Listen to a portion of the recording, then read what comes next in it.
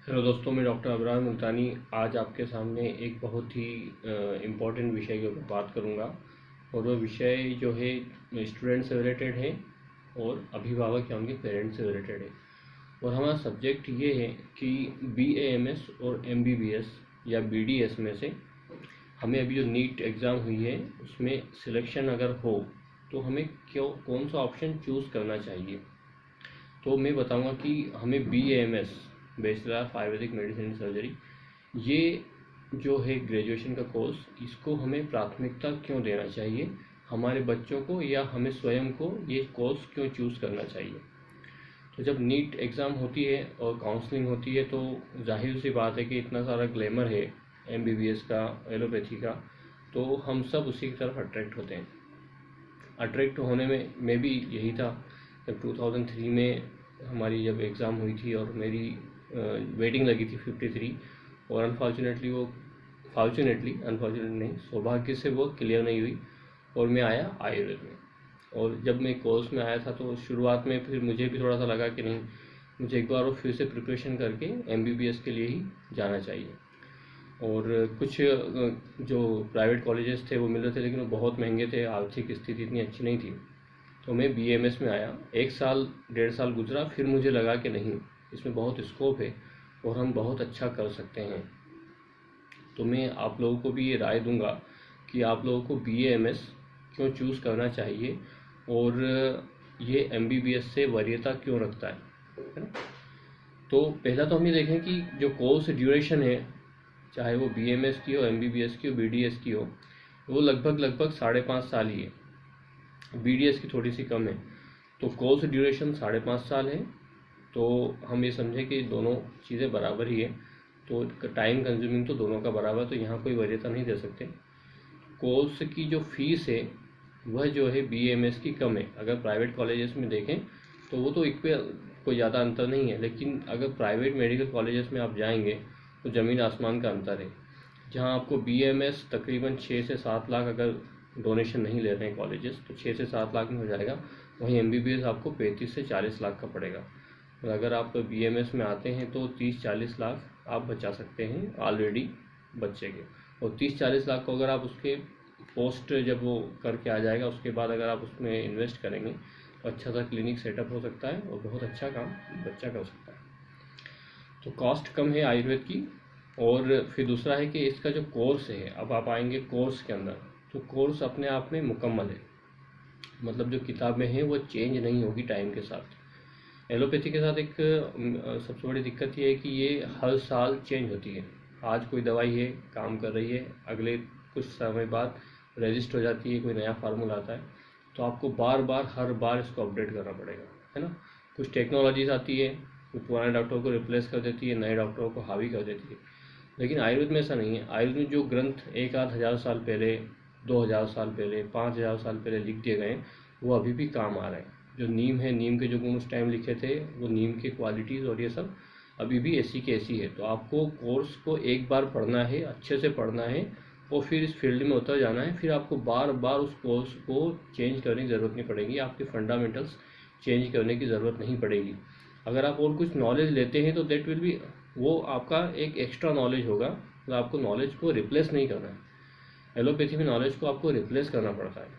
आपकी धारणाएं, आपके जो ब्रेन के अंदर मैप्स बन गए हैं, उनको पूरा चेंज करना पड़ता है हर बार।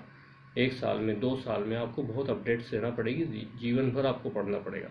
पढ़िए आप इसमें भी, लेकिन इसमें आपका ज्ञान बढ़ता जाएगा, बढ़ता जाएगा, बढ़ता जाएगा, चेंज नहीं होगा। तीसरा है, चौथा है इसका कि कोर्स चेंज नहीं होता है। और पांचवा है कि BAMS करने के बाद जो BAMS की डिग्री है वो अपने आप में मुकम्मल है, आपको आयुर्वेदिक विशेषज्ञ ये बना देती है। इसलिए आपको MD करने की, MS करने की इतनी ज़्यादा ज़रूरत नहीं पड़ती जितनी कि MBBS में पड़ती है। MBBS डॉक्टर को इतना सम्मान समाज नहीं देता है जितना कि MD MS डॉक्टर को देता है। लेकिन आयुर्वेद में ऐसा नहीं है। अगर आपने BAMS किया तो डिग्री मुकम्मल है, आप हर चीज़ कर सकते हैं। लेकिन स्पेशलाइजेशन आजकल इसमें भी स्टार्ट हुआ है। ENT की ब्रांचेस आ गई है, काय चिकित्सा की आ गई है, पंचकर्म की। अगर आप और पढ़ना चाहें तो आप ग्रेजुएशन के बाद पोस्ट ग्रेजुएशन कर सकते हैं और उसमें फिर एकेडमिक में आप बहुत अच्छे जा सकते हैं, प्रोफेसर्स वगैरह में, और बहुत सारे स्कोप फिर खुल जाते हैं। दूसरा है कि हम देखें कि इसके जो BAMS है इसके बाद ऑप्शन बहुत सारे खुलते हैं। आप मैन्युफैक्चरिंग कर सकते हो, आप मैन्युफैक्चरिंग यूनिट डाल सकते हो, आप दवाई बनाने का कारखाना, दवाई बनाने की कंपनी आप डाल सकते हैं, वो बहुत अच्छे से कर सकते हैं। दूसरा ये कि आप अपना क्लिनिक खोल सकते हैं, अपना हॉस्पिटल खोल सकते हैं, और भी बहुत सारे ऑप्शन हैं। आप रिसर्च एंड एनालिसिस में जा सकते हैं, आप फॉरेन जा सकते हैं, वहाँ पे आज इसकी बहुत डिमांड है। आप योगा टीचर बन सकते हैं, अगर आपने BMS के बाद योगा के अंदर, स्वस्थ व्रत के अंदर अगर MD की है तो आप योगा के बहुत अच्छे टीचर बन सकते हैं और पूरे विश्व में अपना नाम कमा सकते हैं, कहीं पे भी शुरू कर सकते हैं अपन योगा ट्रेनिंग। तो स्कोप बहुत है, मोर MBBS से ज़्यादा सरकारी जो है आपकी नौकरियां वो भी बहुत है इसके अंदर, अभी बहुत ज़्यादा स्कोप है। मैं समझ रहा हूँ कि गोल्डन पीरियड चल रहा है। जब हमने 2003 में ज्वाइन किया था कॉलेज, उस टाइम इतना अच्छा पीरियड नहीं था, वो एरा इतना अच्छा नहीं था जितना अभी है। तो गोल्डन पीरियड चल रहा है, इसका फ़ायदा ज़रूर उठाएं। फिर जो BMS करने के बाद डॉक्टर जो होता है, आयुर्वेद का डॉक्टर, होम्योपैथी का डॉक्टर, यूनानी का डॉक्टर, ये सब डॉक्टर यूनिक होते हैं। यूनिक मतलब बहुत ही विशेष डॉक्टर हो जाते हैं। जैसे कि अगर मान लो आपके पास कोई, आपने अच्छे से पढ़ाई करके एक फार्मूला खोज लिया स्टोन का, आप अपनी दवाई खुद बनाते हैं, आप अपनी दवाई खुद भी बना सकते हैं BMS में, और MBBS में नहीं बना सकते, आपको किसी फार्मा कंपनी की दवाई लिखना पड़ेगी।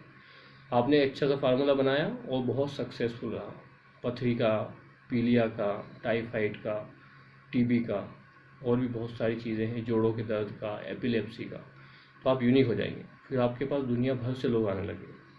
लेकिन ये एलोपैथी में ऐसा नहीं होता है। जैसे फॉर एग्जांपल अगर आपको बुखार आया तो भोपाल में अगर हमें किसी डॉक्टर को दिखाएंगे तो वो भी पैरासीटामोल लिखेगा।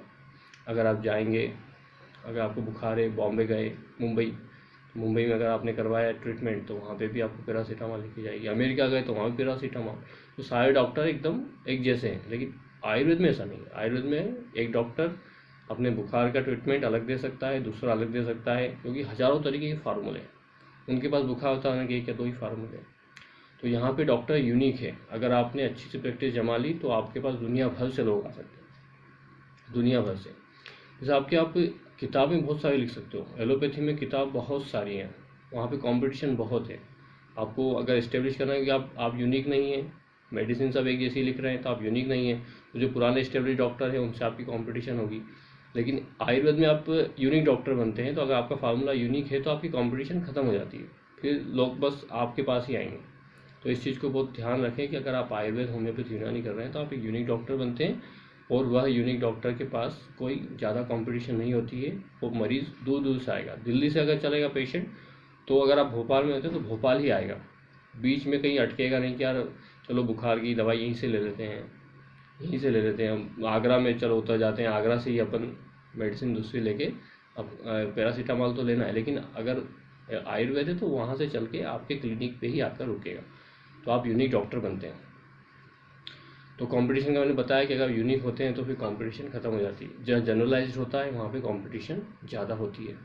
तो दोस्तों ये सब चीज़ें थी जो खासियत है आयुर्वेद डॉक्टर की ओवर दी MBBS के ऊपर। मैं जानता हूँ कि जो ग्लैमर है वो तो MBBS का बहुत है, कि उसमें आपको अट्रैक्शन करते हैं बहुत बड़ी बड़ी बिल्डिंग्स और उनकी फार्मा कंपनीज़ के सारे ताम झाम और बहुत बड़े बड़े मेडिकल कॉलेजेस। तो अगर आप BMS करना चाहते हैं, लेकिन ये हर एक कॉलेज से ना करें कि आपने कोई भी कॉलेज ले लिया। अच्छा कॉलेज अगर आपको मिल रहा है BDS के मुकाबले या MBBS में प्राइवेट, तो आपको BMS चुनना चाहिए, क्योंकि यहाँ पर कंपटीशन बहुत कम है, अच्छे लोग बहुत कम हैं। क्योंकि जो अच्छी प्रतिभाएं होती हैं, जो टैलेंटेड लोग होते हैं, वह अनफॉर्चुनेटली MBBS की तरफ चले जाते हैं, और जो बचे हुए लोग होते हैं वो फिर हमारे आयुर्वेद की तरफ आते हैं। तो आप अच्छे हैं, आप बहुत अच्छा कर सकते हैं, आप दुनिया चेंज कर सकते हैं, आप माहौल चेंज कर सकते हैं, और आप बहुत अमीर बनना चाहते हैं तो आपका BMS में स्वागत है। ये मेरी राय थी दोस्तों कि आप नीट के बाद जब आप चूज़ करें कोर्स तो आपको BMS को भी प्राथमिकता देना चाहिए। थैंक यू, धन्यवाद, शुक्रिया दोस्तों।